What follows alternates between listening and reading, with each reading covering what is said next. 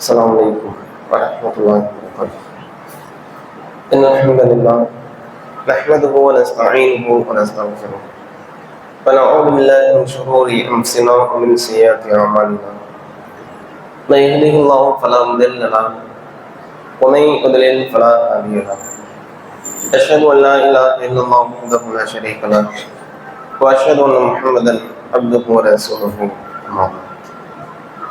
يا أيها الناس اتقوا ربكم الذي خلقكم من نفس واحدة وخلق منها زوجها وبث منهما رجالا كثيرا ونساء واتقوا الله الذي تساءلون به والأرحام إن الله كان عليكم رقيبا.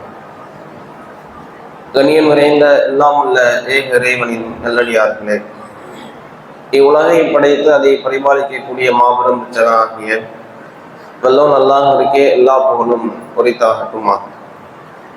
அம்மாபெரும் கருமையாளரின் சாந்தியும் சமாதானமும் இன்றைக்கும் நம் உயிரிலும் மேலாக மதிக்கக்கூடிய நபிகள் நாயகம் ஸல்லல்லாஹு அலைஹி வஸல்லம் அவர்கள் மீதும் அவருடைய சொல்சீல் அங்கீகாரங்களை தங்களுடைய வாழ்க்கையில் இயன்றளவு கடைபிடித்து வாழ்ந்து மரணித்த இன்னும் வாழ்ந்து கொண்டிருக்கிற வாழ முயற்சி செய்கிற துணை நல்ல இஸ்லாமியர்களின் மீதும் இஸ்லாம் காட்டி தந்த அடிப்படையில் இந்த ஜுமாவுடைய கடமையை நிறைவேற்ற காத்துக் கொண்டிருக்கும் நம்மவர்கள் அனைவர்கள் மீதும் என்றென்றும் இந்த நடக்குமா. அல்லாஹ்வுடைய மாபெரும் அருளால் இஸ்லாம் என்கின்ற ஒரு புனித கொள்கையில் நாம் எல்லாம் பயணித்து வருகிறோம். இந்த நேரத்தில் தற்காலிக சூழலில் ஒரு இஸ்லாமியன் தன்னுடைய மார்க்கத்தில் எப்படி இருக்கிறான் என்பதை அனுதினமும் ஆராய்ந்து பார்க்க நாம் கடமைப்பட்டிருக்கிறோம். பொதுவாக இந்த மார்க்கத்தில் நாம் இருக்கக்கூடிய விஷயங்கள் என்பது ஒரு சில கடமைகளும் பொறுப்புகளும் இறைவன் மூலமாக வழங்கப்பட்டவர்களாகத்தான் நாம் இந்த உலக வாழ்வியலை பயணித்துக் கொண்டிருக்கிறோம். ஒரு சில நபர்களுக்கு பெற்றவர்கள் இருக்கலாம், பிள்ளைகள் இருக்காது. அவருடைய பொறுப்புகளாக பெற்றவர்களை பார்க்க வேண்டும் என்று இருக்கும். ஒரு சிலருக்கு அப்படியே அதற்கு எதிர்மறையாக பெற்றவர்கள் இருக்காது, பிள்ளைகள் இருக்கும். அவர்கள் பிள்ளையை பார்க்க வேண்டிய பொறுப்புகள் இருக்கும். வியாபார ரீதியாக உறவுகளை பேண வேண்டிய, இப்படி ஒவ்வொரு மனிதனுக்கும் தனித்துவமான சில பொறுப்புகளை அல்லாஹ் ரப்புல் ஆலமீன் கொடுத்திருக்கிறார். ஆனால் ஒரே ஒரு பொறுப்பை மட்டும் இஸ்லாத்தை ஏற்றுக்கொண்ட அனைவர்களுக்கும் அல்லாஹ் ரப்புல் ஆலமீன் கொடுக்கிறார். அது என்ன பொறுப்பு என்றால், தான் பயணிக்கக்கூடிய மார்க்கத்தை பிறருக்கு எடுத்து சொல்வது. இந்த தாவாவை பற்றி அல்லாஹ்வுடைய தூதரும் நிறைய இடங்களில் தன்னுடைய வாழ்நாளிலே நபிகள் நாயகம் அவர்கள் அல்லாஹ் சொன்னதாகவும் தன் புறத்தில் இருந்த வஹியாகவும் எடுத்து சொல்லி இருக்கிறார்கள். இதில் நாம் முக்கியமாக விளங்கிக் கொள்ள வேண்டிய விஷயம், முதல் அடிப்படை இந்த தௌஹீத் கொள்கை. இஸ்லாத்தை ஏற்றுக்கொண்டு உண்மையில் அல்லாஹ்விற்கு இணை வைக்காமல் வாழக்கூடிய கொள்கையில் யாரெல்லாம் பயணிக்கிறார்களோ அவர்களுக்கு கிடைக்கக்கூடிய சிறப்புகளை பற்றி நாம் முதலில் விளங்கணும். அப்படி அதை விளங்க முன்வந்தால் மட்டும்தான் இந்த தௌஹீதை எடுத்து சொல்வதில் எவ்வளவு முக்கியம் என்பதை நாம் உணர முடியும். அல்லாஹ்வுடைய தூதர் சொல்கிறார்கள், அல்லாஹ் சொல்வதாக, ஒமன் லகீன பி குராபில் அரலி ஹதீஆ, மறுமை நாளிலே அல்லாஹ்வை சந்திக்கின்ற பொழுது உலகத்திற்கு நெருக்கமான அளவிற்குண்டான பாவத்தை கொண்டு வந்தாலும் லா யுஷ்ரிக் பி ஷைஆ, எந்த ஒன்றையும் அவன் இணை வைக்காமல் இருந்திருந்தால் லகீதுஹு பிமிஸ்லி மக்ஃபிரா, அவன் மன்னிக்கப்பட்டவனாக நான் அவனை சந்திப்பேன் என்று அல்லாஹ் ரப்புல் ஆலமீன் சொல்கிறான். பாவம் செய்யாத மனிதன் உண்டா? தான் செய்த பாவங்களை எண்ணி எத்துணை மனிதர்கள் தௌபா தேடுகிறார்கள், அதுவும் குறைவு. ஒருவேளை தௌபா தேடுகிறோம் என்று வைத்துக் கொண்டாலும் நாம் செய்கின்ற பாவங்களுக்கெல்லாம் நாம் தேடுகிற தௌபாக்கள் போதுமானதா என்று பார்த்தால் அதுவும் சந்தேகம். அந்த அளவிற்கு இறைவன் சொல்லாத வழியில் தான் இன்றைக்கு இஸ்லாம் என்று சென்று கொண்டு இருக்கிறோம். வருத்தத்திற்குரிய விஷயம் என்ன? எதையெல்லாம் அல்லாஹ் கடமை என்று சொன்னாலும் அதை கூட இன்றைக்கு கோட்டை விடக்கூடிய அளவிற்கு எத்துணை பள்ளிவாசல்கள் உருவானாலும், எவ்வளவு மார்க்க போதனைகளை செவியுற்றாலும் அந்த ஒரு வாரத்தில் உள்ள வெள்ளிக்கிழமையில் தான் அந்த பள்ளியே நிரம்பும். அப்ப இப்படியான ஒரு சூழல் தான் இஸ்லாமியர்கள் வாழ்ந்து கொண்டு இருக்கிறோம். நம்மை இந்த உலக வாழ்க்கை கொஞ்சம் கொஞ்சமாக திசை திருப்பி அல்லாஹ்வை வணங்குறது ஓகே, ஆனா அதை விட மேல் உலகத்தில் சம்பாதிப்பது என்கின்ற ஒரு மாலையை விரித்து விடுகிறார். இதனுடைய வலையில் வீழாத முஸ்லிம்கள் யாரும் இல்லை. பெரிய மார்க்க போதகராக இருந்தாலும் கூட உலகத்தினுடைய மாயைகளை விழத்தான் செய்வார். இப்படி தன்னுடைய வாழ்க்கையில் அமலால் இருக்க வேண்டும் என்று எவ்வளவு முயற்சி செய்தாலும் பாவங்கள் அதிகமாக செய்யக்கூடிய சூழலும் ஏற்படும். அதில் அல்லாஹ் பாதுகாத்தவர்களை தவிர நிறைய நபர்கள் மோசடியான பாவங்களில் எல்லாம் விழக்கூடிய வாய்ப்பு உண்டு. இந்த பாவங்களோடு அல்லாஹ் முன்னால் போய் நின்றால், அல்லாஹ்வை சந்தித்தால், அல்லாஹ் தயாரித்திருக்கிற நரக நெருப்பை பார்க்கின்ற பொழுது உள்ளமெல்லாம் பதபதக்கும். நமக்கு முன்னால் சென்றவர் நரகத்தினுடைய ஜுவாலையிலே வீழ்கிறாரே, அதனுடைய வெப்பம் கடுமையாக இருக்கிறது, அது பயங்கரமாக எரிந்து கொண்டிருக்கிறது. நம் பாவங்களை எல்லாம் அல்லாஹ் கணக்கிட்டு அந்த நரக நெருப்பிலை தூக்கி போட்டு விட்டால் என்னுடைய தோள்கள் தாங்குமா, என்னுடைய மேனி தாங்குமா, அந்த நரக வேதனையை நான் தாங்க முடியுமா என்று தனக்குத்தானே கவலைப்பட்டுக் கொண்டிருக்கிற நிலையில விசாரணை அடைகிறார். அப்படி அடைகின்ற பொழுது அல்லாஹ்வுடைய தூதர் சொல்கிறார்கள், அல்லாஹ் சொல்வதாக, எனக்கு அவ்வளவுதான் என்று அவன் நினைக்கின்ற பொழுது அல்லாஹ்வின் முன்னால் போய் நின்றால் சிலருக்கு அல்லாஹ் பரிசு வழங்குகிறார். என்ன தெரியுமா? மனிதா, நீ உலகம் முழுக்க எந்த அளவிற்கு இருக்குமோ அதற்கு நெருக்கமான பாவத்தை செய்திருக்கிறாய், ஆனால் எனக்கு இணை வைக்கவில்லை. எனவே இன்றைக்கு நான் உன்னை மன்னித்து விட்டேன் என்று அல்லாஹ் சொல்லுவான். தௌஹீத் கொள்கையினுடைய மாபெரும் மகத்துவத்தை பாருங்கள். இன்றைக்கு அல்லாஹ் நமக்கு இது தரவில்லை அது தரவில்லை என்று அல்லாஹ்வின் மேல் நிராசை அடைந்து அல்லாஹ்வை பேசுகிறோம், திட்டுகிறோம், கோபப்படுகிறோம். கோடான கோடி மக்கள் இருக்கிறார்கள், வாழ்ந்து கொண்டிருக்கிறார்கள், வாழ்ந்து மரணித்திருக்கிறார்கள். எல்லாருக்கும் அல்லாஹ் இஸ்லாமிய கொள்கையை தந்தாரா என்பது சந்தேகம். நம்மை எல்லாரும் பயணிக்க வைத்திருக்கிறான் என்றால் எவ்வளவு பெரிய சிறப்பு இது.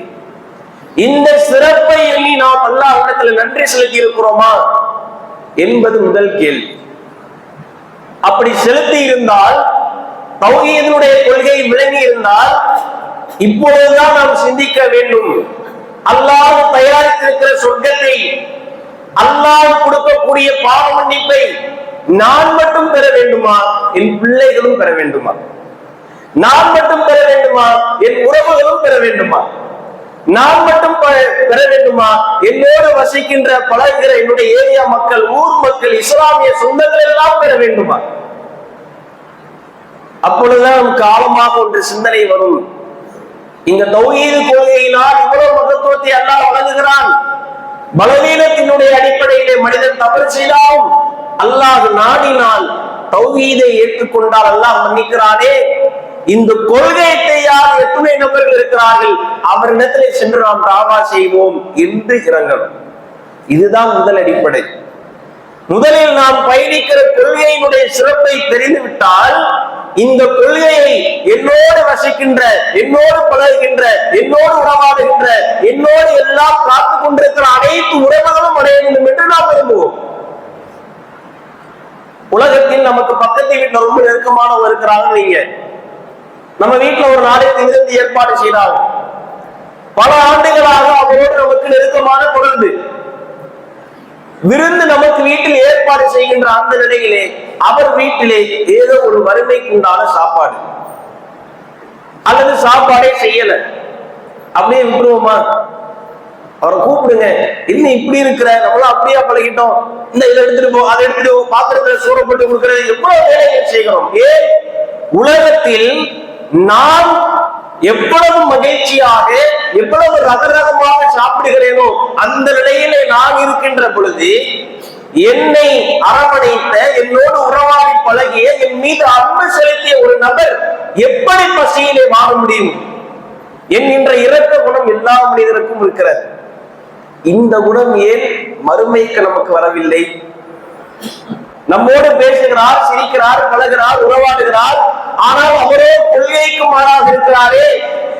அவரிடத்துல இந்த கொள்கையை எடுத்து சொன்னால் இதே பேச்சு, இதே சிரிப்பு, இதே உறவு நாளை மறுமை நாளிலே அல்லாஹ் எங்களை சொர்க்கத்தில் ஒன்றிணைத்தால், எங்களுக்கு தர இருக்கிற மாளிகைகளில் ஒன்றிணைத்தால், எங்களுக்கு தர இருக்கிற ஆண்களுக்கு இடையில ஒன்றிணைத்தால், எங்களுக்கு தர இருக்கிற அந்த சந்தனத்திலே ஒன்றிணைத்தால், எல்லோரும் கூடி எங்கு எவ்வளவு மகிழ்ச்சியாக இருக்கிறோமோ அதை விட பல மடங்கு அந்த மகிழ்ச்சியாக இருக்கலாமே. இந்த சிந்தனை ஏன் மக்களிடத்தில் வரவில்லை? முஸ்லிம்கள் என்ன நினைக்கிறாங்கன்னா, ஆலிம்கள் படித்தவர்கள், ஆலிம் படித்தவர்கள் அல்லது இதற்கு படிக்க முயற்சித்தவர்கள், இவர்கள் தான் பயான் செய்ய வேண்டும், இவர்கள் தான் தாவா செய்ய வேண்டும், இவர்கள் தான் மார்க்கத்தை எடுத்துரைக்க வேண்டும் என்று நினைத்துக் கொண்டிருக்கிறார்கள். அல்லாஹ் அப்படி எந்த இடத்திலையும் சொல்லவில்லையே. பொதுவாக இஸ்லாமியர்களை பற்றியே அல்லாஹ் பேசுகிறார். அல்லாஹ் தன்னுடைய திருமறை குர்ஆனிலே சொல்லுகிறார் 16ஆம் அத்தியாயத்திலே, உதுஉ இலா சபீலி ரப்பிக பில் ஹிக்மதி வ மௌஇலத்தில் ஹஸனா. அல்லாஹ்வுடைய பாதையின் பக்கம் நுட்பத்தை கொண்டும் அழகான கையாளலை கொண்டும் அவர்களை அழைத்து வாருங்கள் என்று அல்லாஹ் சொல்லுகிறார். அடுத்து அல்லாஹ் சொல்லுகிறான், ஜாதிலுஹும் பில்லதி ஹிய அஹ்ஸன், அழகான முறையில் வாதிடுங்கள் என்று அல்லாஹ் சொல்லுகிறார். இதை யாருக்கு சொல்லுகிறார்? இதற்கு மேலுள்ள வசனமோ கீழுள்ள வசனமோ ஆலிம்களே என்று ஆரம்பிக்கவில்லை. இஸ்லாமியர்களுக்கு உண்டான கடமை என்ன? நான் இந்த கொள்கையில் பயணிக்கிறேன் என்றால், இந்த கொள்கையின் மூலமாக எனக்கு சில பரிசுகள் கிடைக்க போகிறது என்றால், இந்த கொள்கையின் மூலமாக இறைவனுடைய திருப்தி எனக்கு கிடைக்க போகிறது என்றால், இந்த கொள்கையை என் சமூகத்திற்கு நான் எடுத்து சொல்ல கடமைப்பட்டிருக்கிறேன். அப்படித்தான் ஒவ்வொரு நபிமார்களும் வந்தார்கள். தன்னுடைய வாழ்நாளில் எவ்வளவு பிரச்சாரங்களை செய்திருக்கிறார் என்பதை நாமே அறிவோம். நூஹ் அலைஹிஸ்ஸலாம் அவருடைய சம்பவங்களை எல்லாம் பார்க்கின்ற பொழுது 950 வருடம் பிரச்சாரம் மட்டுமே செய்திருக்கிறார். எப்படி செய்திருப்பார்? 950 வருடம் அல்லாஹ் ஒருவன் தான், அல்லாஹ்வை நோக்கி மாறுங்கள், அதில் என்னெல்லாம் செய்தார் என்பதை அல்லாஹ் பதிவிடுகிறார். உங்களை நான் ஏதாவது கூலி கேட்கிறேன்னா இதுதான் பொறுப்பு. அந்த கவலை அவரிடத்துல இருந்தது. எல்லா நபிமார்களுக்கும் அந்த கவலை. என்ன கவலை? என் சமூகத்து மக்கள் நான் பார்க்க நரகத்திற்கு போய்விடக் கூடாது. அல் கஹஃப் என்கிற அத்தியாயத்திலே கூட அல்லாஹ் சொல்லுவார் நபிகளாரை பற்றி, லஅல்லக பாகியுன் நஃப்ஸக அலா ஆதாரிஹிம் இல்லம் யுமினு பிஹாதல் ஹதீஸி அஸஃபா. இந்த செய்தியை மக்கள் ஏற்றுக்கொள்ள மாட்டார்களோ என்கின்ற கவலையினாலே நபியே உண்மையே நீர் அழித்துக் கொள்கிறேன், அப்படியாய் நீங்க போலையே என்று அல்லாஹ் கேள்வி எழுப்புகிறார். சமூக கவலை இருந்தது.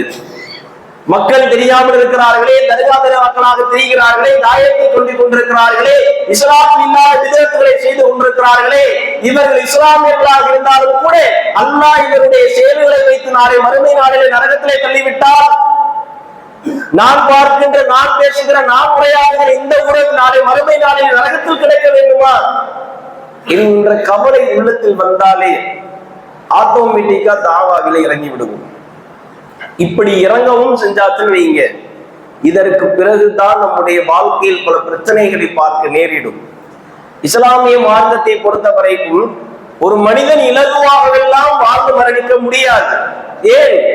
அப்படி அவன் வாழ்க்கை முழுக்க இன்பத்தை அனுபவிக்க வேண்டும் இருந்திருந்தால் அல்லாஹ் உலகத்தையே படைக்காமல் நேரடியாக சொர்க்கத்தை படைத்து அங்கே மனிதர்களை புக வைத்து அங்கே அவனை வாழ வைத்து செய்திருக்கலாம். அல்லாஹ் அப்படி ஏற்பாடு செய்யவில்லை. முதலில் உலகத்தில் யாரெல்லாம் உண்மையான உண்மைகளாக இருக்கிறார்கள் சோதிப்பதற்காக வாழ்க்கை, அதிலே யாரெல்லாம் வெற்றி அடைகிறார்கள் அவர்களுக்கு இன்பம். அப்ப இந்த சோதனை களத்தில் நாம் ஆளுகிற பொழுது கொள்கையை பின்பற்றினாலே பல பிரச்சனைகள் வரும். ஒரு சில விதத்தான காரியங்களை கலந்துக்க மாட்டேன், வரதட்சணை கல்யாணத்துக்கு நான் போக மாட்டேன், இணை வைப்பான சபைகளில் இருக்க மாட்டேன் என்று கலந்துக்கவில்லை என்றாலே பிரச்சனை வரும். இது எல்லா இஸ்லாமியர்களும் என்றைக்கு இஸ்லாம் தோன்றியதோ அன்றிலிருந்து உலகம் அழிகின்ற வரைக்கும் சந்திக்கக்கூடிய பிரச்சனை. அப்ப எடுத்துரைத்தால் நபிமார்கள் எவ்வளவு சிரமப்பட்டிருப்பார்கள். சில நபிமார்களை கொல்லவெல்லாம் செய்திருக்கிறார்கள் என்று அல்லாஹ் குர்ஆனிலே பேசுகிறார். இவ்வளவு சோதனைகள் எதற்காக? இஸ்லாத்தை எடுத்து சொல்ல ஒரே காரணத்திற்காக.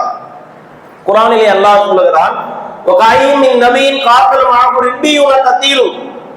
எத்தனையோ நபி அவரோடு இருக்கக்கூடிய நல்லடியார்கள் அதிகமான சோதனைகளை அவர்கள் கடந்து சென்றார்கள். அல்லாஹ்வுடைய மார்க்கத்தை பின்பற்றுவதனாலும் அதை எடுத்து சொல்வதனால் வரக்கூடிய பிரச்சனைகளினாலும் எவ்வளவோ சிரமங்களை அவர்கள் கடந்து சென்றார்கள். ஆனால் அப்படிப்பட்ட சிரமங்களில் கூட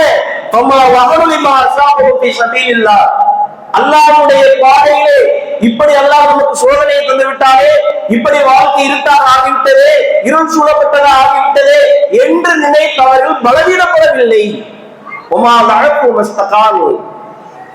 அவர்கள் நிராசையடையவும் இல்லை, பணிந்திடவும் இல்லை, சகித்துக் கொள்வராக மாறினார்கள் என்று அல்லாஹ் ரப்பல் ஆலமீன் பேசுகிறார். முதலில் இஸ்லாத்தை பின்பற்றி அதை நம்முடைய வாழ்க்கையில் அப்ளை செய்து அதை நாம் பிறருக்கு சொல்பவராக மாறிவிட்டோம் வைங்க, பல பிரச்சனைகளை வாழ்க்கையில சந்திக்கணும். அப்படி சந்திக்கின்ற பொழுது எந்த ஒரு காரணத்திற்காக மனம் கலந்து விடக் கூடாது. பிலால் எல்லாரும் என்ற ஒரு சஹாபி நீங்கள் கேள்விப்பட்டிருப்பீர்கள். இருப்பதிலேயே அந்த நகரத்தில், மக்கா நகரத்திலேயே கருப்படிமைகளில் மிகவும் ரொம்ப அலட்சியமாக கருதப்பட்ட ஒரு நபர், அல்லாஹ்வினால் மகத்துவமாக பார்க்கப்பட்ட ஒரு நபர். இஸ்லாத்தை ஏற்றுக்கொண்டதற்காக படு கடுமையான ஒரு சிரமம். எந்த அளவிற்கு என்றால், கட்டையிலே அவரை கட்டி வைத்து கூர்மையான கற்களை வைத்து மேலே குத்துவார்கள், ரத்தமெல்லாம் பீறிட்டு வெளியே வரும். அபூபக்கர் ரலியல்லாஹு அன்ஹு அவர்கள் தன்னிடத்தில் இருக்கிற தீனாரை எல்லாம் கொடுத்து பிலால் ரலி அவர்களை விடுதலை செய்தார்கள். அப்பேற்பட்ட சோதனைகளை அடைந்தும் கூட அதற்கு பிறகும் களத்தில் இறங்கி இஸ்லாத்தை சொல்ல ஆரம்பித்தார். அந்த உறுதி நம்மிடத்தில் இருக்கிறதா? சஹாபாக்களுடைய வாழ்க்கையை போடுவதற்கு முன்பாக நபியுடைய வாழ்க்கையை பாருங்கள். யாரெல்லாம் சித்திக் உண்மையாளர் என்று சொன்னார்களோ அவர்கள் எல்லாம் மண்ணை தூக்கி வீசினார்கள். நபிக்கு புது அனுபவம். இப்படியெல்லாம் நடக்குமா? மக்கள் இப்படியெல்லாம் என்னை தத்தளிப்பார்களா? என்னை ஆதரித்த மக்களாயிற்று, என்னை அரவணைத்த மக்களாயிற்று, இஸ்லாத்தை இன்றைக்கு நான் சொன்னேன், அனைவரும் என்னை பொய்ப்படுத்தி விட்டார்களே. புது அனுபவம் நபிக்கு. ஆனால் கலங்கினார்களா? இஸ்லாத்தை சொன்னதற்காக வெளியிலே முகமது வந்தால் அவருடைய தலையை எடுத்து தருபவருக்கு இவ்வளவு பரிசு என்று அறிவித்தார்கள். கலங்கினார்களா? தாயிப் நகரத்திலே பிரச்சாரத்தை சொல்ல சென்றுகிற பொழுது அந்த தாயிப் நகரத்தினுடைய மன்னன் ஏதோ சொல்லால் பேசி நபியினுடைய மனதை நோகடித்து விட்டான். எந்த அளவிற்கு என்றால், தான் என்ன நிலையில் நடந்து வந்திருக்கிறோம் என்றே தெரியாத அளவிற்கு பாதையை நடந்து சென்றார்கள். கலங்கினார்களா? இல்லை. கடுமையான சோதனை. நபி பிரச்சாரத்தை எடுத்து சொன்ன காரணத்திற்காக நபிக்கு மட்டும் இந்த சோதனை வரவில்லை. உன் கணவர் தானே சொல்லுகிறார் என்று ஆயிஷா ரலிக்கு சோதனை வந்தது. உன் தந்தை தானே சொல்லுகிறார் என்று ஃபாத்திமா ரலியல்லாஹு அன்ஹா அவர்களுக்கு சோதனை வந்தது. ஒரு குடும்ப தலைவர் இஸ்லாத்தை நோக்கி ஒருவரை அழைக்கின்ற பொழுது குடும்பமே எதிர்க்கப்படலாம். ஆனால் என்றைக்கும் அந்த எதிர்ப்புகளை கண்டு துவண்டு கவலைப்பட்டு பின்னோக்கி வந்துவிடக் கூடாது. ஏன்? நாம் படைக்கப்பட்டதே அல்லாஹ்வை வணங்குவதற்காகத்தான். அல்லாஹ்வை நான் வணங்கி நீங்களும் அல்லாஹ்வை வணங்க வேண்டும் என்கின்ற சொல்லை சொல்வதற்காகத்தான். இந்த பிரச்சாரம் முதலிலே நாம் வீட்டிலிருந்து துவங்க வேண்டும். ஏதோ தௌஹீத் கொள்கையிலே பயணித்து விட்டோம் என்கின்ற ஒரு கடமை பொறுப்பு முடிந்து விட்டதாக நாம் நினைத்து விடக் கூடாது. சின்ன சின்ன விஷயங்கள்ல கூட நம்ம பிரச்சாரம் பண்ணணும். நம்ம வீடுகளில் சில தவறுகள் நடக்கலாம். அப்படி தவறு நடக்கின்ற பொழுது ஏன் இப்படி செய்யற, அப்படி செய்யாது, அல்லாஹ் இப்படி சொல்லி இருக்கிறான், இதுவும் ஒரு தாவம். இது ஆண் தவறு செய்தால் பெண்ணோ, பெண் தவறு செய்தால் ஆணோ சொல்ல கடமை இருக்கிறது. முதலில் குடும்பங்களில் ஆரம்பித்து கொஞ்சம் கொஞ்சமாக வெளியே வந்து நம்முடைய உறவுகளை சீர்படுத்திக் கொள்ள வேண்டுமே. கு அன்புசக்கும் அஹ்லிக்கும் நாரா, உங்களையும் உங்கள் குடும்பத்தாரையும் முதலில் நரக நெருப்பிலிருந்து காத்துக் கொள்ளுங்கள். இஸ்லாமிய அறிவுரை. நான் சொர்க்கத்திலே கட்டில்களில் சாய்ந்து படுத்து கிடந்து மாளிகையில் உள்ள இன்பங்களை எல்லாம் அனுபவித்து விரும்பியதை எல்லாம் சாப்பிட்டுக் கொண்டிருக்க என் பிள்ளையோ நரகத்தில் எரிந்து கொண்டிருக்கிறார் என்றால் ஒரு தாய்க்கு ஒரு தந்தைக்கு அது விருப்பமானதாக இருக்குமா? உலகத்தில் நம்முடைய பிள்ளைகளுக்காக எவ்வளவு தியாகம் செய்கிறோம், நம்முடைய பெற்றவர்களுக்காக எவ்வளவு தியாகம் செய்கிறோம். அதே பெற்றவர்கள், அதே பிள்ளைகள், அதே உறவுகள் நாம் கண்பட பார்க்கின்ற பொழுது நரகத்தினுடைய நெருப்பிலை எரிந்து கொண்டிருக்கிறார்கள் என்றால், நரக நெருப்பை பற்றி அல்லாஹ் ரப்பல் ஆலமீன் பல்வேறு இடங்களிலே கடுமையாக பேசுகிறார். நரகத்திலே தூக்கி வீசப்பட்ட உடனேயே பலவிதமான வேதனைகளை அவன் அனுபவிக்கிறார். அவனுடைய வேதனை எல்லாம் நரக நெருப்பினால் கருக்கப்படுகிறது. ஒவ்வொரு முறை கருத்தப்படுகின்ற பொழுதும் அதை நாம் மீண்டும் அதை செய்வோம், மீண்டும் தோலை உருவாக்கி மீண்டும் வேதனைக்க செய்வோம் என்று அல்லாஹ் பேசுகிறார். தோள்கள் கருக கருக கருக தோலை அல்லாஹ் மீண்டும் புதியதாக ஆக்கி ஆக்கி கருக செய்வானாம். வேதனை தாங்க முடியாமல் தண்ணீர் தாகமாக இருக்கிறது என்று அல்லாஹ் இடத்திலே ஓடி வருகிற பொழுது சீலையும் சரத்தையும் கொதி நீரையும் அல்லாஹ் கொடுப்பான். இந்த ஜர்ராவு அதை அவர்கள் மிடர் மிடராக விழுங்குவார்கள். அதனுடைய விளைவாக உடல் எல்லாம் கிழிந்து கீழே விழும். மரணிக்க மாட்டோமா என்று ஆசைப்படுவார்கள். அவர்கள் மரணிக்க மாட்டார்கள் என்று அல்லாஹ் பேசுகிறார். உலகத்தில் ஒரு அடியான் இன்றைக்கும் மரணத்தை ஆசைப்பட மாட்டான், ஆனால் அவனுக்கு மரணம் உண்டு. மறுமையிலே ஒரு அடியான் மரணத்தை ஆசைப்படுவான் நரகத்தில், ஆனால் அவனுக்கு மரணம் இல்லை. இப்படி ஒரு கடுமையான சூழலில் நான் பார்க்கின்ற உறவு இருக்க கூடாது என்றால் நாம் தாவாவின் உதவியில் செய்ய வேண்டும். அதுதான் நம்முடைய அடித்தளம். மூசா அலைஹிஸ்ஸலாம் அவர்களுக்கு திக்குவாய், ஆனால் கொடியவனாக இருந்த ஃபிரௌனுக்கு எதிராக தாவா செய்தார்கள். அதனுடைய விளைவு என்ன? என்றைக்கும் அல்லாஹ்வுக்காக நம்முடைய வாழ்க்கையை அர்ப்பணிக்கின்ற பொழுது நாம் ஒன்றை கவனித்துக் கொள்ள வேண்டும். என்றைக்கும் அல்லாஹ் கைவிட மாட்டான். ஒரே சோதனைகளாக வருகிறதே, பிரச்சனைகளாக வருகிறதே, அவதூறுகளாக வருகிறதே, புறங்களாக வருகிறதே, எதை நினைத்தும் கவலைப்படக்கூடாது. என் வாழ்க்கையவே அல்லாஹ்விற்காக அர்ப்பணித்திருக்கிறேன், அல்லாஹ் விரும்பி ஏதோ ஒன்றை செய்கிறான், அதை நான் ஏற்றுக்கொள்வேன். ஆனால் என் கொள்கையை பின்பற்றுவதிலும் அதை எடுத்து சொல்வதிலும் என்றைக்கும் நான் வழிமாற மாட்டேன் என்பதிலே உறுதியாக இருக்க வேண்டும். அல்லாஹ் தன்னுடைய திருமறை குர்ஆனிலே சொல்கிறான், இன்னல்லதீன காலூ ரப்புனா, எங்கள் இறைவன் அல்லாஹ் என்று சொல்லி தும்மஸ்தகாமு, அதுல யார் உறுதியாக இருக்கிறார்களோ, காலூ ரப்புனல்லாஹ், அல்லாஹ் என்ன சொல்லுகிறான், எங்கள் இறைவன் அல்லாஹ் என்று சொல்லி. அப்படின்னா என்ன அர்த்தம்? பின்பற்றி தாவா செய்து தும்மஸ்தகாமு, அதுல யார் உறுதியாக இருக்கிறார்களோ, தத்தனஸ்ஸலு அலைஹிம் மலாயிகா, வானத்திலிருந்து வானவர்கள் இறங்கி அல்லாஹ் தகாஃபு வலா தஹ்சன், கவலைப்படாதீங்க பயப்படாதீங்க என்று அல்லாஹ் ஆறுதல் சொல்வானாம் மாணவர்கள் மூலமாக. இதை விட ஒரு அடியானுக்கு பெரிய கிஃப்ட் இருக்கிறதா? காபீர்களாக மரணிக்கப்படுகிற எத்தனையோ சூழலில் அல்லாஹ் நம்ம கொள்கையை கொடுத்து அந்த கொள்கையை விளங்க வைத்து அந்த விளங்கிய கொள்கையை எடுத்து சொல்ல வைத்து எடுத்து சொல்வதன் மூலமாக வரக்கூடிய பிரச்சனைகளுக்கு அல்லாஹ் உதவி புரிந்து அதன் மூலமாக உலகத்திலும் மறுமையிலும் சிறப்பை கொடுக்கின்ற இந்த பாக்கியத்தை இஸ்லாமியனை தவிர யாராலும் அனுபவிக்க முடியாது. இந்த விஷயத்துல எந்த ஒரு தௌஹீத்வாதியும் தளர்ந்து விடக் கூடாது. அல்லாஹ்வை நோக்கி நான் இன்றைக்கும் என்னுடைய மக்களை அழைத்துக் கொண்டே இருப்பேன், என் மரணம் வருகின்ற வரைக்கும். இப்ராஹிம் நபி அவர்களை பற்றி வருட வருடம் பேசிக் கொண்டிருக்கிறோம். ஏன் பேசுகிறோம்? ஏன் அல்லாஹ் பதிவு செய்தார்? மூலமே தாவாதான். அவ்வளவு தாவா, நினைத்து பார்க்க முடியாத அளவுக்கு உண்டானதாக, ஊருக்கு எதிராக மன்னருக்கு எதிராக ஒரு சமுதாயத்திற்கே எதிராக தாவா செய்தார். சுப்ஹானல்லாஹ். அப்படியெல்லாம் நம்மால் செய்ய முடியாது. அந்த அளவுக்கு செய்ய முடியவில்லை என்றாலும் முதலில் குடும்பத்திலும் அக்கம் பக்கத்திலும் இருந்து நாம் ஆரம்பிக்கணும். இன்றைக்கும் இந்த பொறுப்பை நாம் கைவிட்டு விடக் கூடாது. இது ஒரு முஸ்லிமுக்கு வழங்கப்பட்ட முக்கியமான பொறுப்பு. அல்லாஹ் கேட்பான். சனிக்கிழமை கூட்டத்தாரை பற்றி நாம் கேள்விப்பட்டிருப்போம். கடலிலே அன்றைய நாள் மீன் பிடிக்க செல்ல தடை. 3 கூட்டம், ஒரு கூட்டம் மீன் பிடிக்க சென்று விட்டது. இன்னொரு கூட்டம் நமக்கு எதுக்கு ஒண்ணு அமைதியா இருந்துட்டாங்க. 3வது கூட்டம் என்ன செஞ்சாங்க? போகாதீங்க, அல்லாஹ் தடுத்திருக்கிறான்ல என்று தடுத்தாங்க. அல்லாஹ் தடுத்திருக்கிறானே என்று தடுத்த கூட்டத்தை தவிர மற்ற 2 கூட்டத்தையும் அல்லாஹ் ரப்பல் ஆலமீன் குரங்குகளாகவும் பன்றிகளாகவும் மாற்றினார். இந்த வரலாறை அல்லாஹ் குர்ஆனில் ஏன் சொல்லணும்? ஏன் சொல்லணும்? நீ இஸ்லாத்தில் இருக்கிறாய், அதோடு உன் கடமை முடியவில்லை. நீ இருக்கின்ற இஸ்லாத்தை நோக்கி உன்னருகில் இருக்கக்கூடிய மக்களை நீ அழைக்க வேண்டும். அதுதான் உன் முக்கிய பொறுப்பு. உன் குடும்ப பொறுப்பை விட முக்கிய பொறுப்பு நீ இந்த மார்க்கத்தில் பயணித்து மக்களை அழைப்பது. அதை நம்முடைய வாழ்க்கையிலே செய்கின்ற பொழுது பலவிதமான நன்மைகள் இருக்கிறது. ஒன்று நம் குடும்பத்திற்கு நன்மை.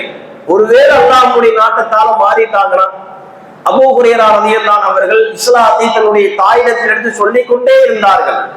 ஆனால் இஸ்லாத்துக்கு வரவே இல்லை. ஒரு நாள் ரசூலுல்லாஹ் அபூ ஹுரைரா போய் அழுதாங்க, அல்லாஹ்வுடைய தூதரே என் தாய்க்காக துஆ செய்யுங்க. ரசூலுல்லாஹ் துஆ செஞ்சாங்க. எல்லாம் முடிந்து இல்லத்திற்கு செல்கிறார்கள். தாயார் குளித்து வருகிறார்கள். என்ன ஆச்சு?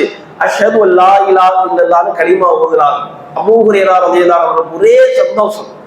அல்லாஹ்வுடைய தூதரிடத்துல ஓடி வந்து அழுது கொண்டே அல்லாஹ்வுடைய தூதருக்கு நன்றி செலுத்தினார்கள். அல்லாஹ்விற்கு நன்றி செலுத்தினார்கள். ஏன் இந்த இன்பம் வருகிறது? உண்மையிலேயே மறுமையினுடைய நிலையை உணர்ந்தவன், உலகத்தை விட மறுமையிலும் என்னுடைய தாய் தந்தை காப்பாற்றப்பட வேண்டும், என் பிள்ளைகள் காப்பாற்றப்பட வேண்டும், என் உறவுகள் காப்பாற்றப்பட வேண்டும் என்று நினைப்பான். அல்லாஹ் என்னை மட்டும் மன்னிக்க கூடாது, என்னோடு இருப்பவர்களையும் சேர்த்து மன்னிக்கணும். சில துவாக்களை கூட அல்லாஹ் நமக்கு கற்றே தருகிறார். யா அல்லாஹ், என் பெற்றவர்களையும் முக்மீன்களையும் பாவங்களை எல்லாம் மன்னித்தவர்களாக நீ சந்திக்கவே. இவ்வளவு அம்சம் இந்த தாவாவில் இருக்கிறது. நாம் நினைத்து கொண்டிருக்கிறோம் வெறும் மைக்கு முடிச்சு பேசினாலும் தாவா என்று. அப்படி அல்ல. சில நேரங்களில் செயலால் கூட தாவா இருக்கிறது. இன்றைக்கு இஸ்லாத்துக்கு எதிராக அதிகமான எதிர்ப்பு வர காரணம் என்ன? கொஞ்சம் யோசித்து பாருங்க. உண்மையிலேயே இஸ்லாத்துக்கு எதிரான எதிர்ப்பு இல்லாது, இஸ்லாமியர்களுக்கு எதிரான எதிர்ப்பு. இஸ்லாத்தை இஸ்லாமியர்கள் சரியாக பின்பற்றாதனுடைய விளைவாக உண்மை இழப்பு. முத்தலாக் என்றார்கள். 3 தலாக் தலாக் தலாக் இஸ்லாத்தில் இருக்கிறதா? இல்லை. முகத்திரை கை காலையெல்லாம் மறைத்துக் கொண்டு சென்றார்கள். இதன் மூலமாக கொள்ளை கொலைகள் எல்லாம் நடந்த உடனே பெண் அடிமைத்தனம் என்றார்கள். இப்படியெல்லாம் மறைக்க இஸ்லாம் சொல்லுகிறதா? இல்லை. எங்கோ ஏதோ ஒரு இடத்திலே நபிகளாருடைய காலத்தை பற்றி அல்லாஹ் பேசுகின்ற பொழுது அவர்களை கொள்ளுங்கள் என்று பேசியிருப்பார். அந்த வசனத்தை தூக்கி கொண்டு வந்து இன்றைக்கு அல்லாஹ் சொல்கிறான் என்று கொல்ல தொடங்கினான். தீவிரவாதின்றாங்க. உண்மையிலேயே இஸ்லாமிய மார்க்கத்தை ஒருவன் சரியாக பின்பற்றினால் நம்முடைய வாழ்க்கையை பார்த்தே நிறைய நபர்கள் இஸ்லாத்திற்கு வருவார்கள். அதுதான் மிகப்பெரிய தாவா இருப்பதிலேயே. சொல்லால் முதலில், செயலால் இரண்டாவது, அல்லது முதலில் செயலால் அப்புறம் சொல்லால், ஏதோ ஒன்று. ஆனால் 2 தாவம் நம்ம இடத்தில் இருக்கணும். நான் தொழுகப்போ என்று சொல்லிவிட்டு வீட்டிலே உட்கார்ந்தார், என் பிள்ளை தொழுதார். தொழுது விட்டு வந்து தொழுகளேன்னு சத்தம் போட்டார், அடுத்த தொழுகைக்கு பிள்ளை நம்மளோட வரும்.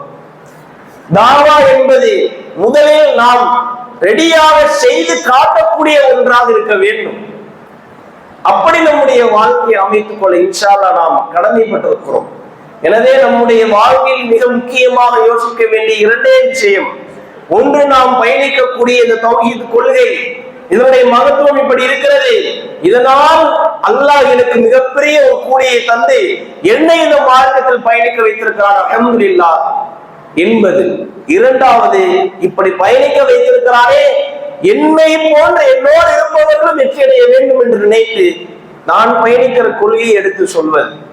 இந்த 2லும் தடமுறலாமல் நம்முடைய வாழ்க்கையை அமைத்துக் கொண்டால், அல்லாஹ் தருகிற சின்ன சின்ன துன்பங்களை நாம் சகித்துக் கொண்டால், அல்லாஹ் சொல்கிறான், அவர்களுக்கு நற்செய்தி கூறுங்கள். உலகத்தில் ஒரு மனிதன் அவனுக்கு நல்ல செய்தின்னு சொல்றதை விட மனிதர்களையும் உலகத்தையும் படைத்த இறைவன் சொல்கிற வார்த்தை ஒரு வித்தியாசமானது. அல்லாஹ் அவளுக்கு இன்பங்களை அங்கு ஏற்பாடு செய்து வைத்திருக்கிறான். இங்கு நம்மளா இடம் வாங்க முடியவில்லை, கஷ்டப்படுகிறோம், வறுமைப்படுகிறோம், அதெல்லாம் ஒரு பக்கம். இதெல்லாம் அழியக்கூடியது. நமக்கு ஏற்கனவே அழியப்படாத சொத்துக்களாக அல்லாஹ் இந்த சொர்க்கத்தை இடம் வாங்கி போட்டு விட்டார். நமக்காக இல்லங்கள், துணைவியர்கள், துணைவர்கள், பழங்கள், மார்க்கெட் என்னென்னமோ இருக்கிறது. அதை அனுபவிக்க போகிறோமா இல்லையா என்பதுதான் ஒரு சந்தேகம். ஒரு இடத்துக்கு போகணும், போறதுக்கு உண்டான ரூட் இதுதான். நீ போறியா இல்லையா? போன உனக்கு, இல்லைன்னா உனக்கு இல்லை என்பதை போன்ற சொர்க்க வாழ்க்கையை நோக்கி நாம் பயணித்துக் கொண்டிருக்கிறோம். எனவே உள்ளத்தில் ஆழ பதிய வைத்துக் கொள்ளுங்கள். என்றைக்கும் இந்த தௌஹீதை பின்பற்றுவதிலும் அதை எடுத்து சொல்வதிலும் நான் மனம் தளர மாட்டேன் என்கின்ற உறுதிப்பாட்டோடு இருக்க வேண்டும். இன்ஷா அல்லாஹ் நம் அனைவர்களையும் அல்லாஹ் ரப்புல் ஆலமீன் உண்மையான கொள்கையை பின்பற்றி வாழ்ந்து மரணிக்கக்கூடிய ஒரு பாக்கியத்தை தருவாராக என்று கூறி என்னுடைய உரையை நிறைவேற்றுகிறேன்.